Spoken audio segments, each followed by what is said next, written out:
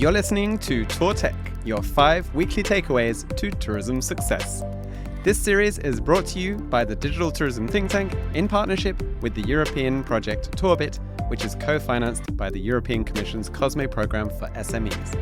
I'm Nick Hall, founder of the digital tourism think tank, joined by our series co-host Marie Texier, looking after Tourbit for Paris & Co. And each week, we'll be bringing you insightful discussions with tourism SMEs undergoing digital transformation together with the innovative tech partners who are guiding them on that journey. For our last interview of the series, we delve deep into an intriguing world of AI and examine how the incredible developments we're seeing right now are opening up new opportunities for tourism businesses. Yeah, I like that we finish on this kind of episode because you will discover that artificial intelligence cannot replace us on writing some content. For example, we need emotion, we need cultural aspects that are essential to describe destination. Because we're talking about travel agency that is translating its content into English, and thanks to SEO, SEA, they can reach new markets. They didn't try with ChatGPT, for example, and you will discover why and why they are working with humans. We'll explore this and more in today's discussion as we meet with Guillaume Guivaudon, Chief of Marketing from Little Guest, a travel agency that offers luxury family vacations, and Nelson de Oliveira from Skripto, a specialized translation agency that helps tourism businesses broaden their reach through expert translations and SEO services. So let's head on over and hear what they had to say.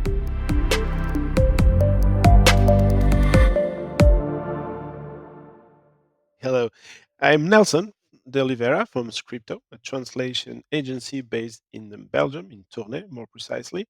We are a translation agency specialized for 32 years now. Historically, or always been in the tourism industry as a linguistic service provider, which is translation, revision, but nowadays we also provide SEO optimization to implement new project or services into different markets. Personally, I've been a translator and project management officer for 15 years now. Wow, it's been a while. And particularly today, I'm more in the sales part of the translation to find new markets, new clients, and help them introduce their product or services in those markets. So my name is Guillaume Guivaudon. I'm a marketing manager at Little Guest, a travel agency based in Belgium, in Brussels. So Little Guest is a travel agency specialized in family holidays in luxury hotels. It was created 2017 by Jérôme Stefanski, who wanted to offer families stays in hotels, in 4 or 5 stars hotels, with baby and kids services too. Because when his son was born, he wanted to offer his wife a stay in a luxury hotel. But when they arrived, they realized that the hotel had no baby facilities, no baby bottles, no nappies. And that's why he decided to create the first collection of luxury hotels, specially dedicated to families with young children. Our collection features more than 300 hotels around the world, mainly in Europe, in Greece, Portugal, Spain, Italy, and France, but also in the Maldives, in Canada, Thailand, and Mauritius. We also offer gifts to children before they leave on holidays, and we negotiate special added values such as free babysitting sessions or free access to the baby clubs in the hotels in order for the parents to rest and enjoy their holidays. And we also have our own concierge service that help our customers to book any service they want in advance, such as baby club, kids club, restaurants, etc. And 80% of our customers are French-speaking customers, and the rest is mostly English-speaking customers and other. Today, we managed to satisfy our French-speaking customers, but we want to expand into the English-speaking market to reach more English-speaking customers. And that's why we decided to work with Skripto, which is specialized in translation and localization. And so, can you tell us what you are doing with Skripto and how the translation agency can help you reach new markets, especially the English customers? So as for today, we do all our translations internally because we had freelance translators working for us. But then last year, Jérôme negotiated and obtained a subside from Tourbit to be used in order for us to expand on the English-speaking market. And that's why we contacted Skripto, which is one of the registered partners. And so we wanted to be right on target by calling a translation agency specialized in travel. So after a first call with them, we decided to go ahead. That's right. We analyzed the request of my little guest and to see what was necessary, what was the goal, because being on the English market can be easy. You can just create a website. Yes, you are in English. That okay? English speaking countries can read you, but you need to be adapting to the target. You have to be ready to be searched on browsers to be found, and then when you are on the website to be localized, or at least you need to be understood by the target. I mean, it's really easy sometimes to forget that not every culture thinks the same way about vacations. And that's where, with our experts, we help my little guest to be understood everywhere. So it's not only about translation, but it's also about understanding the culture, how people look for holidays online.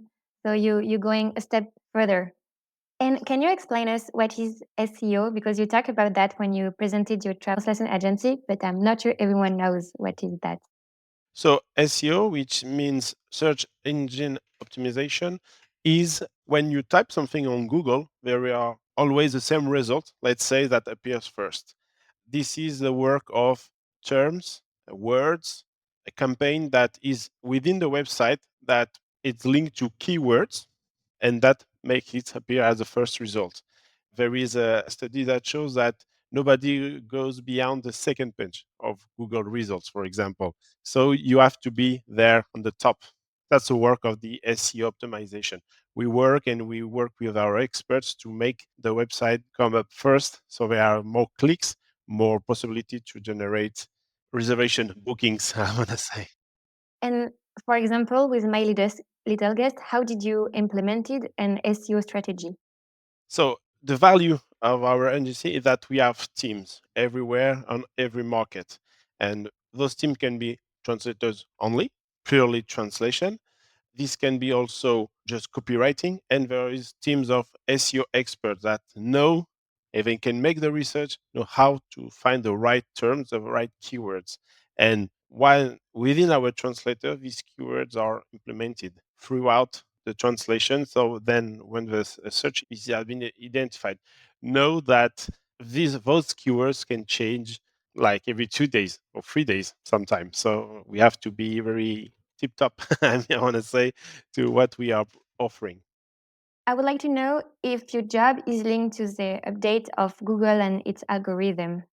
Yes, in some way. So there is two type of SEO work. There's the SEO, which is organic, which is I want to say manual because we do it, and this is the SEA, which is paid and directly linked to for Google, directly linked to that sort of algorithm.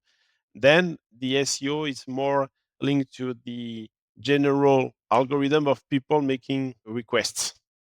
So your work with my little guest is on the long term, if I understood well, because the keyword can change, the habits of the customers as well. So you are building a long-term relationship to always be on the top of the search for my little guest.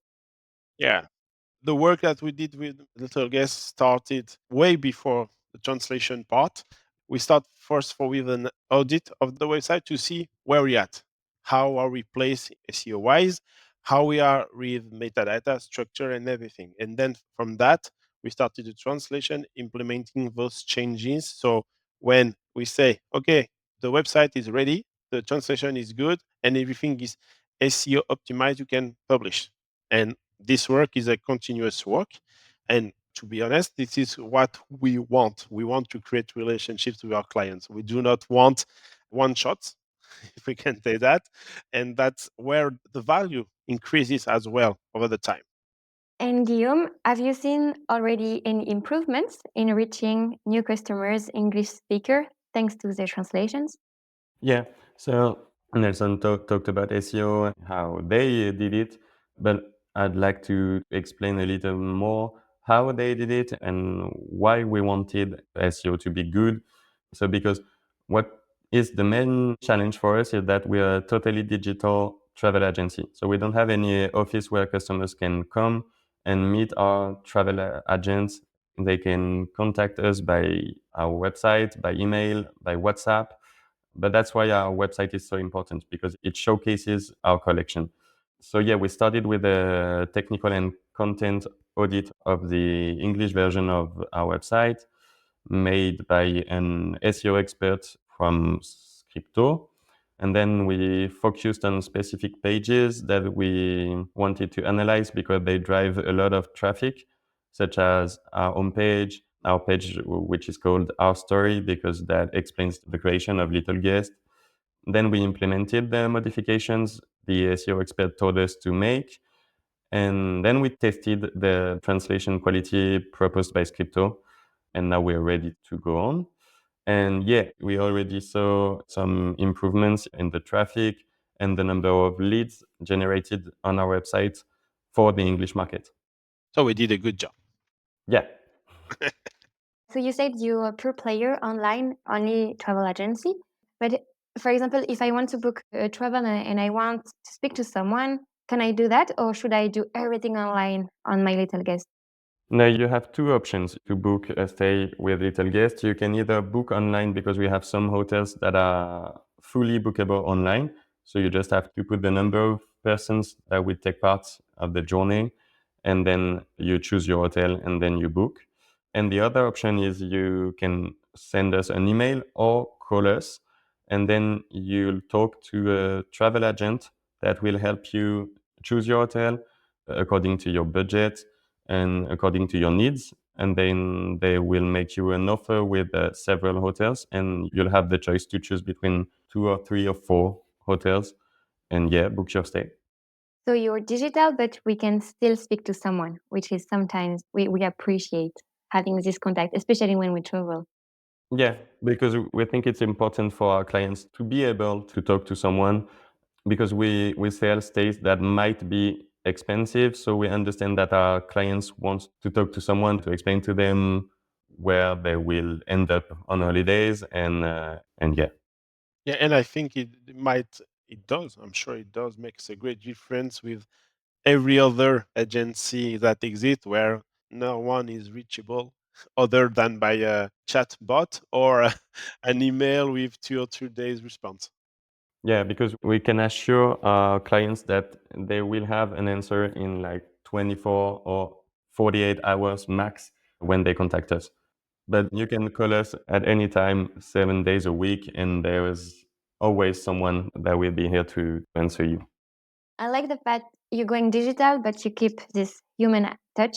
That's like you said, Nathan, is sometimes really enjoyable to talk to someone. And talking about that, I am curious to understand your vision, Nelson, because you are in the industry translating since 15 years. And how did your job has evolved because of artificial intelligence? And we hear that everyone is using, for example, ChatGPT to translate their content. So can you tell us the evolution of your job and what is your difference and advantages to work with translation agency rather than with an artificial intelligence solution? Of course, yeah. So this is a hot topic. Uh, so yeah, 15 years ago, AI always existed in the translation world because first we started with the translation memory. That was kind of a AI. Then we evolved with the first Google Translate, then DeepL, and so I do think that these are tools. They're just tools that we can use and they can be helpful. But based everything on that, with no human eyesight or human corrections, it's really dangerous. There are a lot of parameters that can make a good translation or a bad translation, but also security wise, because not everybody understand how it works and where our data, our document that we put on those tools go, where does it goes? Nobody can know everything about that. We saw and we still see some improvements on the quality of what's being given by those tools.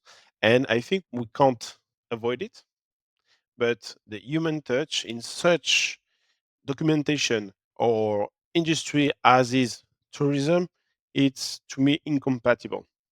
Only the human is able to describe the feeling of a good holiday, of the adjectives that will come out. So, of course, this is my view. I mean, but if you want to describe the best hotel that with the ocean view, what comes out is not maybe what the human would say or transmit. That is my opinion about that. And I think that for some type of documentations, AI is perfectly acceptable. Manuals where everything is really repetitive, but where the human and the sensitiveness is necessary, I mean, no way.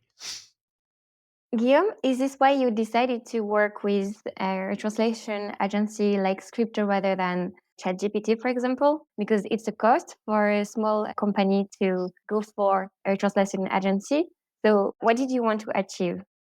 So of course AI tools exist and we all know that and we all try to understand how to use them. But I know that translation can only be good if a human works on it because I've been working with several translation tools and I rapidly saw that, yeah, sometimes if you gave them simple sentences, the translation might be good. But if you give them a whole text and several sentences that can be complicated, you quickly see that some words aren't exactly the one you wanted or the one you need. And the tone used by professional translators help customers understand way better than the AI tools that we can use. So that's why I think we always need someone who can use a translation tool, but needs to be the translation given by the translation tool needs to be reviewed or proofread. Yeah, I understand what you mean. The feeling, the emotion, we can't see that through ChatGPT, for example.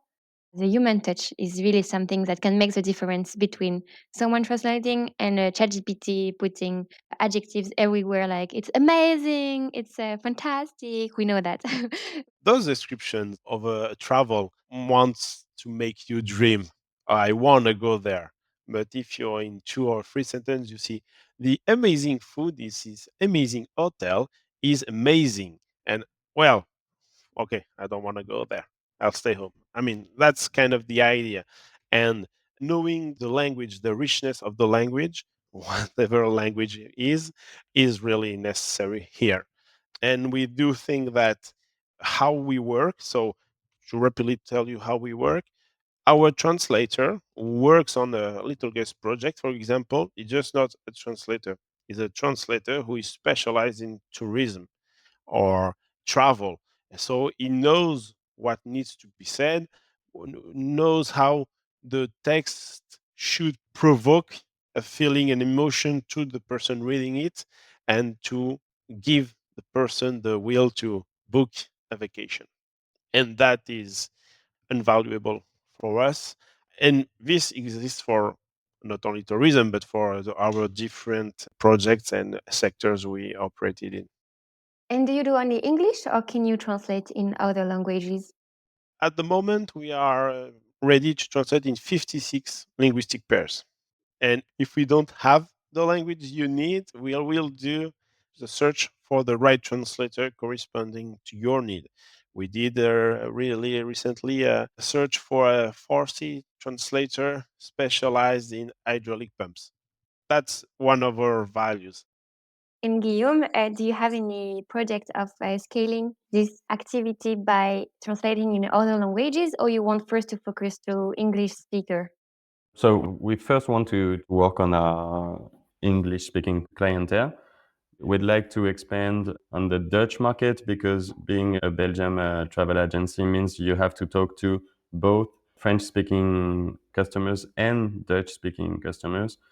So, yeah, we want to have a whole 100% website in English that is correct, SEO speaking, content speaking, But then we'd like to expand on the Dutch market and maybe on the Spanish market or the Italian market. So yeah, it's the beginning of a long-term collaboration, I think. I hope so. Yeah. And have you encountered any challenges so far in your digitalization project? At the moment, we did face a challenge of that particular knowledge of the English SEO translated localized content to find the right partner.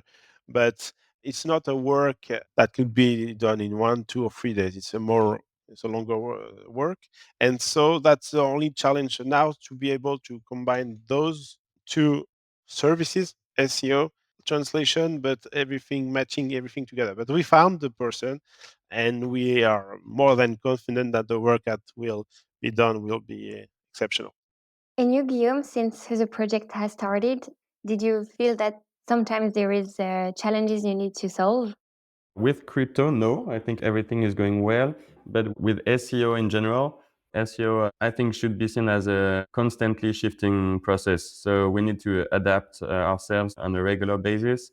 And the main thing about SEO is that you don't see the effect of what you do right after you implement the changes. You have to wait and see how Google reacts to that.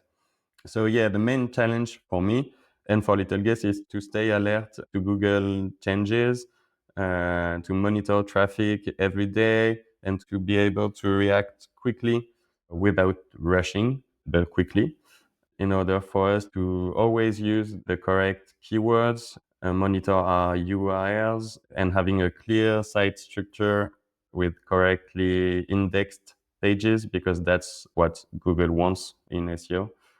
So yeah, the main challenge is to put in place a clear and easy to follow process to ensure that everything remains correct, regardless of any changes in the team, for example.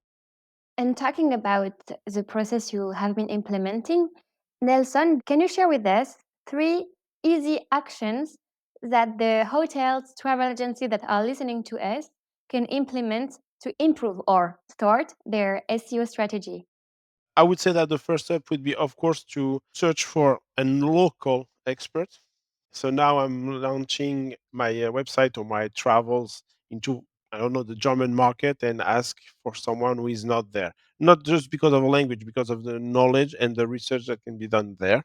Second, I would say that do not think that this is an easy, it's a long process. So take your time and be sure of the different actors you will be asking for help or assistance. And third, if you have translate to be content, I know this is a budget that is higher than AI, but I think it's needed in that sector. So this would be my tips on that particular request. And do we have to go with a translation agency, or are there already small things we can implement alone? Let's take the example of a little guest. If they hadn't go with you first, what would you advise them to do just to quickly start being searchable in Google? Yeah, you could maybe just do a landing page first to see the reaction. No content translation of the outside, but just a landing page in English, for example, to see, is my website or my landing page attracting somebody. And maybe you can do a Google Analytics to see where are the terms researched by, introduce and implement those terms. Then I think you can already have a first idea. Well, my type of product or service I'm offering is researched there. Or maybe I should invest more and make a two web page or something like that. I think that's maybe the first easy and not too much expensive step. So I don't know what you think, Guillaume, about that, but maybe that could be a solution, a first solution at least. Absolutely. That's what we did and we still do. We make landing pages in order for us to see if customers come to our website and where do they come from. That would be, for me, the first step for someone who wants to expand himself.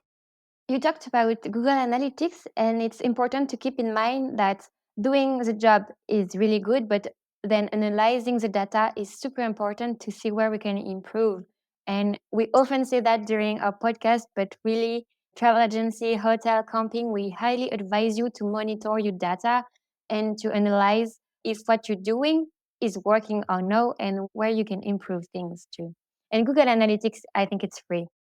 Yeah, it's free, and it already gives a really good first tracking of what's been done, where the persons are coming from, and how long they stay on a page, and how many times they click. And I think it's really important. And recently, we did some changes in our website as well, and provide a more complete and detailed track report. And it helped us a lot improve what we are offering as well. So yeah, couldn't agree more with you. Yeah, and I just wanted to say that, yeah, we use Google Analytics on a daily basis because it helps us analyzing our traffic, the leads we gain through SEA and SEO.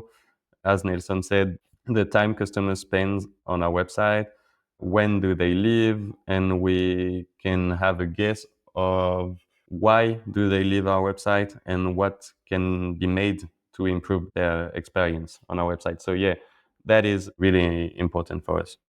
A good practice also with Google Analytics, it's to set up a daily or weekly notification you receive by email that summarize everything that is happening on your website.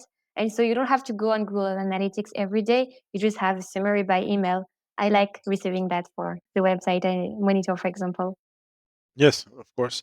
Today, I think it's more and more important to be to not only to have that analysis, but to act on it. The analysis itself, it's good, but applying the actions that are suggested, it's even better. Yeah. And you talked about SEA, so it's search engine advertisement. Do you do also that, Nelson, for clients? Actually, we don't. We do give some advice on what can be done, but it's not really our core business first. We leave that to a communication agency and where they can help and be more accurate on what to be done and also to know to understand the algorithm. But we can assist where it's needed. And Guillaume, so you said you are paying for SEA. Do you see any great improvement, or do you see that it helps you have new clients paying for SEA? Yeah, so historically, most of our traffic at Little Guest comes from SEO, and we decided to work on it. But we also decided to work on our SEA because it can bring us a lot of new customers. So we work with an agency that is specialized in it and that helps us create advertising campaigns on Facebook and Instagram. And yeah, we can see that there are some good effects because we started working with that agency for 5 months ago, I think. And we see the effects when it's well used. So we can say that it's complementary to SEO, Yeah, absolutely. and maybe it can work a little faster, but it's also higher cost than SEO. Well, yeah, because you have to pay for every campaign you launch, but you can quickly see if people click on the ads, where do they come from, and if they book some stays with us. So yeah, you can quickly see the results, but I think it's you have to work both on SEO and SEA. You can't only rely on SEA. It's impossible. Okay, good to know. Paying is not the solution to everything sometimes. No, because I think you all three of us make research on searches on Google, and sometimes when we search something that we know the result, but we don't really remember the website, we type something, and the first results that appear are not always really corresponds to what we've been searching or typing. So yeah, I think a good combination of SEA SEO is really necessary. Good to know. Thank you. I would like to continue with you sharing some key learnings and best practices from this digitalization project. Maybe Guillaume, you can start. Yeah, so I think the first thing to have in mind is don't hesitate to reach out to several partners to see what everybody agrees on and what is different. Because one SEO expert can tell you something and give you some things to change to see what happens. But if you talk to someone else, he or she can give you other examples of what you can do to improve your experience. So yeah, first thing to do is to reach out to several partners and see what happens. And I said it earlier, but yeah, you have to understand that SEO changes quickly, and you have to be ready to adapt yourself and your website sometimes like 2 or 3 times a year because Google changes its algorithm. So yeah, you have to monitor absolutely what your customers type online to see what they want and then to improve their experience on your website. So it's a work in progress all the time. Yeah. Good to know. So you have to be patient and you have to work. Thank you, Guillaume. And Nelson, can you share with us best practices? So my experience will be a little similar to Guillaume, which is contact the person whose core business is. I mean, if you are going to digitalize, you can do it yourself because there are so many parameters you don't master. On the case of Skripto, we master the languages and how to deliver a correct message in certain languages. But if you tell me how to set up digital campaigns to enter a new market, I might have some pointers, but I don't know everything. As same as RGPD or regulations of the tourism travel agency website market, how it works. And I think, yeah, you need to delegate what you don't do, or at least don't master, that is necessary. I mean, you need a team to build a correct and functional service. I agree. As an entrepreneur, the best thing is to be well surrounded. Even if you don't master everything, as long as you have the good team and partners, you can go and reach the stars. Do you like to add anything we didn't talk about your project? I think you already said it, but I think the most important to me is that when you want to start a new project, such as spending on a new market, don't be afraid to try things and see what happens. For example, last year we did an almost complete redesign of our website, and today we're doing really well. So we just wanted to see if our customers would recognize our website and still book stays with us. And yeah, it works, and our website is way better than it was last year. So don't be afraid to try things and see what happens. And the same goes for expansion into new markets. Without testing, it's impossible to know if it could work. So I think you have to rely on the data you have and surround yourself with the right people and test to see what might come of it. And talking about testing, did you implement A/B testing approach? And if you just for the listeners, A/B testing is when you test two things, two small changes. One is called A, and the other one is called B, and you see which one is working better. So did you do that when you implemented your new website? On our website, no, but in our newsletters, we sometimes do A/B tests. Like we change the object of the email and we see which one of the two is the most clicked on. In our communications to our clients, we do that. Yeah. And did you do that with the SEO strategy to see which keyword is working best, Nelson? Yes, when we launch a new translation content in SEO optimized, we do the analytics later to see what worked and what was corresponding to the search of the users. And regarding what Guillaume said that we do, so last year we redesigned our website as well. We made it more succinct in what we were presenting. On the last website, we were, I want to say, too professional. For example, we say, oh, okay, so we do translation, and every sector we translated in, but nobody read the page. We shortened that. Okay, we do translation in those sectors. It was 2 paragraph, but we saw that it was 3 times more click, and people stayed to read that than before. And so we had to learn. I mean, there is a learning curve, and I think it's necessary to be flexible on your content, but also on what you received of those analysis, and also feedback, because sometimes we receive feedback of our users telling, okay, the website is too long, man, come and shorten it. And that's what we did. We did, yeah. Yeah, and also there is trends in the website. Sometimes they all look the same, short with the colorful blocks and call to actions everywhere. And then a few months after, the tendency is changing, so you have to adapt again because the way visitors are used to also navigate on the page can evolve. So everything is about the customer journey. Yeah, the customer journey and the way to communicate with the customer. Today, we all three are customers of something, and we are receiving advertisements from everywhere, and sometimes it's not even targeted to us. We don't have anything. Yeah. So digitalization is a little tricky sometimes to get the right fit.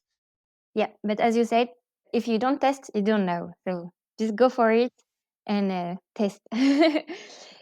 For travel agency or hotels that would like to know more about what you do, Nelson, how they can reach out to you. So you can reach out to us through our website, of course, .skripto.eu, or by phone, email, or also on our LinkedIn page as well. So Skripto, Skripto, and you can reach us at any moment Great. And do you work with companies from Belgium or you can work with companies from everywhere? from everywhere. That's the marvel of digitalization. And Guillaume, for people that would like to know more about your travel agency, so I guess we can reach out to you on your webpage, but maybe also by phone. Tell us more. Yeah, you can reach out to us via our website, littleguest.com. And you can also call us. There is our phone number on our website. We're also on Instagram, on Facebook, on LinkedIn. So just search Little Guest or littleguest.com, and then you'll find us.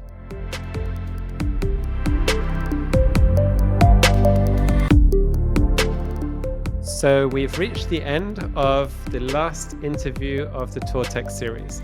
What would you say, Marie, was your key takeaway from this last episode? SEO is the continuous work that requires patience, consistency, so don't hesitate to go with a specialized agency like Little Guest did. And keep in mind that is a great way to find new customers and reach new markets. It's a long-term investment, but that will pay off, so I highly encourage you to try. I think you're certainly right on the long-term investment. And sometimes people feel like search is such a big task and such a challenging task to undertake. So really great advice there on finding the right partner and sticking to it for the long term. Well, that brings us to the end of the series, but we'll have one more episode where we will sit together and recap on all of the fascinating insights over the last few months. So see you next Monday. See you next Monday.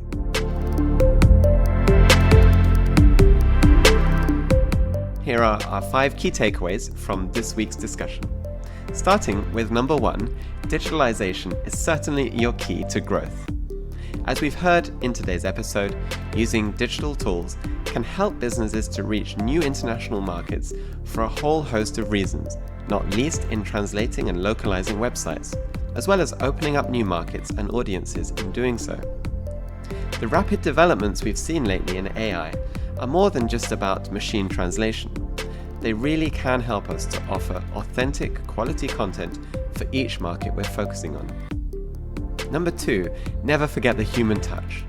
While AI has many benefits and natural language processing has become ever stronger, be sure to also maintain a human element in how you approach the use of this technology, both in adaptation and oversight, through to the authenticity of what's being presented. It is important to ensure that translated content resonates culturally with different audiences, and this will likely require a strong level of oversight. Number 3, SEO is common sense. Today, there are many questions about the future of search, such as will AI replace search altogether? But if there's one thing you can apply right now, it is your own common sense. Keyword research and search trends help you to understand what people are looking for, whilst your own analytics tell you what people search for and engage with on your website. If you combine this insight with the key principle of creating content that answers and responds to questions and needs in any language, this is a surefire way of working towards your own SEO success. Number 4, always be insight-driven. Don't forget to take the time to set up and fully maximize the tools that you have at your own disposal, such as Google Analytics, where you can run A/B testing, for example, to help you refine your content and market strategy and better understand what messaging and content resonates with different markets. These tools can sometimes feel a little overwhelming or time-consuming to use properly, but taking the time to do so really will pay dividends. And number 5, get stuck in for the long run. This is perhaps a great note to end on, as it's a principle that can be applied to every business we've heard from so far in the series. Succeeding in digital requires a certain level of commitment, and that is certainly no less the case from what we've heard in today's interview, and the time you need to give to see success with SEO. Be patient, be persistent, learn from failings, and build on success. And certainly don't try to do everything at once. On that note, we would like to thank you for joining us today and invite you to return next week as we wrap up the series with our final key takeaways. You've been listening to Tour Tech. That's a wrap for another week. If you liked today's episode, be sure to leave a review and share amongst your networks across social.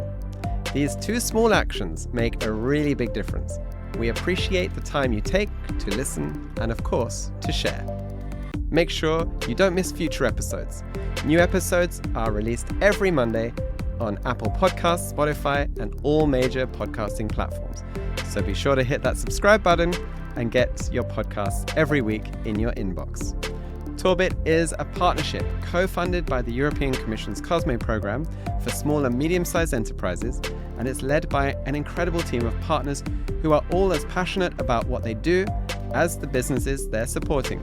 This includes the Catalan Tourist Board, Barcelona Chamber of Commerce, Paris & Co, Tourism 4.0 in Slovenia, Hub Brussels, Iceland's tourism cluster, the Lapland University of Applied Sciences, and NEST, the Tourism Innovation Centre in Portugal.